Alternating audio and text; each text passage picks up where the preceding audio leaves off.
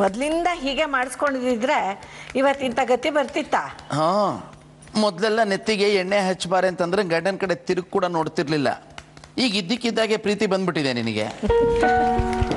ಪ್ರೀತಿ ಅಂದ್ರೆ ಹಾಗೆ ರಾಜ್, ವಯಸ್ಸು ನೋಡಿ ಬರಲ್ಲ, ಅದಕ್ಕೆ ಅನ್ನಿಸ್ದಾಗ ಬಂದ್ಬಿಡುತ್ತೆ. ನಾವ್ ಅದನ್ನ ಜಸ್ಟ್ ಎಂಜಾಯ್ ಮಾಡ್ಬೇಕು. ಅದು ಸರಿನೇನು, ಎಷ್ಟೊಂದು ವಿಷಯ ತಿಳ್ಕೊಂಡ್ಬಿಟ್ಟಿದ್ಯಲ್ಲಮ್ಮ ನೀನು. ಈಗ ಯಾರು ಹೇಳಿ ನಾನು? CM ರಂಜಿತ್ ಕುಮಾರ್ ಅವ್ರ ತಂಗಿ. ಹೌದು, ನೀ CM ತಂಗಿ ಅಂತ ನಮ್ಗೆ ಯಾರಿಗೂ ಯಾಕಮ್ಮ ಹೇಳಲೇ ಇಲ್ಲ? ಅಯ್ಯೋ ಬಿಡಿ ಅಂಕಲ್, ನನ್ನ ಕತೆ ಕೇಳಕ್ಕೆ ಚೆನ್ನಾಗಿಲ್ಲ. ಕೇಳಿದ್ರೆ ನಿಮ್ ಕಿವಿ ಹಾಳಾಗತ್ತಷ್ಟೆ.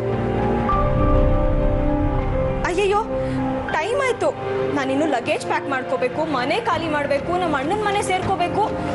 ಅಣ್ಣನ ಮನೆಗ ಇನ್ಮೇಲೆ ಹಾಗೆ ಅಲ್ಲೇ ಇರ್ತೀಯಾ? ಹ್ಞೂ, ಪಾಪ ನಮ್ಮ ಅಣ್ಣಂಗೆ ಯಾರೂ ಇಲ್ವಲ್ಲ, ಅದಕ್ಕೆ.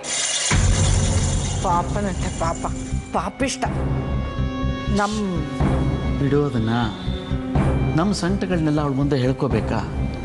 ಎಷ್ಟೇ ಆಗಲಿ ಅವನ ತಂಗಿ ಅಲ್ವಾ ಇವಳು, ಬಿಟ್ಕೊಡೋಕ್ಕಾಗೋದಿಲ್ಲ. ಸದ್ಯ ಇವಳಾದರೂ ನಮ್ಮ ಜೊತೆ ಚೆನ್ನಾಗಿದ್ದಾಳಲ್ಲ, ಅಷ್ಟೇ ಸಾಕು. ಹಾಗಲ್ಲ ರೀ, ನಿಮ್ಮ ಅಣ್ಣ ಹೀಗೆ ಮಾಡಬಾರ್ದಿತ್ತು ಅಂತ ಏನಾದರೂ ಹೇಳ್ಬೋದು. ಬೇಕಾಗಿಲ್ಲ, ಇದೆಲ್ಲ ಅವ್ರವ್ರ ಪರ್ಸನಲ್ ವಿಷಯಗಳು, ನಾವು ಅದಕ್ಕೆ ಬಾಯಿ ಹಾಕಬಾರ್ದು. ಬಿಟ್ಬಿಡು.